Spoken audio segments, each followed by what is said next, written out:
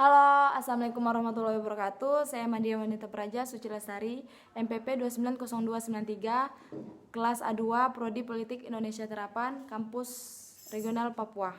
Di sini saya akan menjelaskan bagaimana prosedur tentang pemeriksaan keuangan.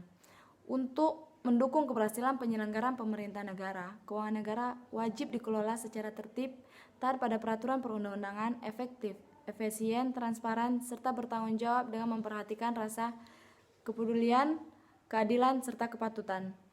Untuk mewujudkan pengelolaan keuangan negara, perlu dilakukan pemeriksaan berdasarkan standar pemeriksa oleh Badan Pemeriksa Keuangan yang mandiri dan bebas. Berdasarkan pertimbangan tersebut, telah diatur di dalam Undang-Undang Nomor 15 Tahun 2004. Langsung saja, BPK memiliki kemandirian serta kebebasan dalam 3 tahap pemeriksaannya. Yang pertama ada perencanaan. Dan perencanaan mencakup kebebasan dalam menentukan objek mana yang akan diperiksa, kecuali pemeriksaan yang objeknya telah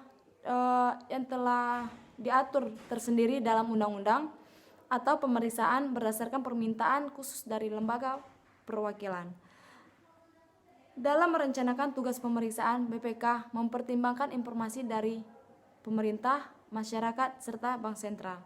Untuk mewujudkan perencanaan yang komprehensif, BPK dapat memanfaatkan hasil pemeriksaan aparat pengawasan intern pemerintah. Selanjutnya, yang kedua adalah pelaksanaan.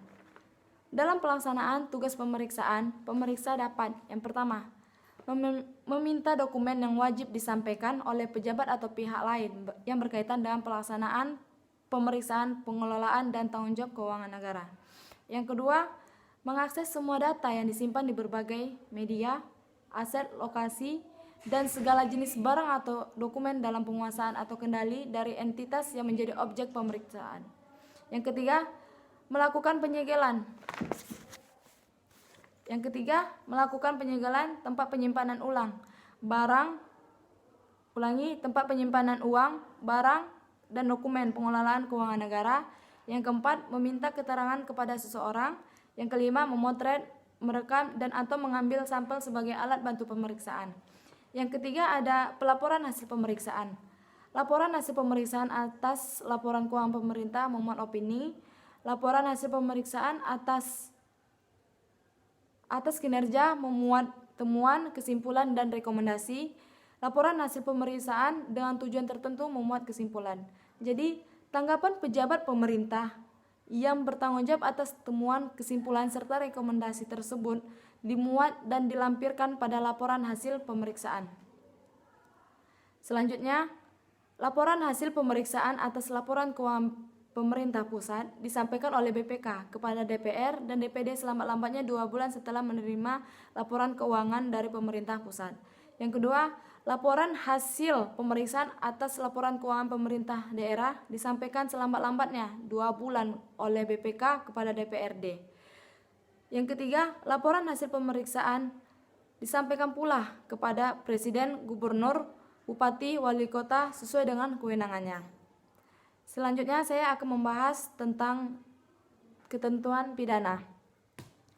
Setiap orang dengan sengaja tidak menjalankan kewajiban menyerahkan dokumen dan atau menolak memberikan keterangan yang diperlukan untuk kepentingan kelancaran pemeriksaan, pengelolaan, dan tanggung jawab keuangan negara sebagaimana dimaksud dalam pasal 10 dipidana dengan pidana penjara paling lama 1 tahun 6 bulan atau denda paling banyak 500 juta rupiah. Yang kedua, setiap orang yang dengan sengaja mencegah, menghalangi, dan atau menggagalkan pelaksanaan pemeriksaan sebagaimana dimaksud dalam pasal 10 dipidana dengan pidana penjara paling lama 1 tahun 6 bulan atau denda paling banyak 500 juta rupiah. Yang ketiga, setiap orang yang menolak pemanggilan yang dilakukan oleh BPK sebagaimana dimaksud dalam pasal 11 tanpa menyampaikan alasan penolakan secara tertulis dipidana dengan pidana penjara 1 tahun 6 bulan atau denda paling banyak 500 juta rupiah. Yang keempat, setiap orang yang dengan sengaja memalsukan atau membuat palsu dokumen yang diserahkan sebagaimana dimaksud pada ayat 1 dipidana dengan pidana penjara paling lama 3 tahun atau denda paling banyak 1 miliar rupiah. Setiap pemeriksa yang dengan sengaja